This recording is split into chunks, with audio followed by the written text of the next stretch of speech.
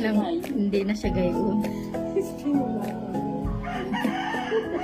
Gusto ko, ako'y nainis na nayayamot eh. At ako'y naawa. Tatlo ang nagalo. Niloloko pa ako ni Ariel. Ano ba naman to si Donut? Tinatanong. Sabi na rin, uy, Donut! Nagchat-chat naman si nanay. Ano ba sinasabi ni nanay?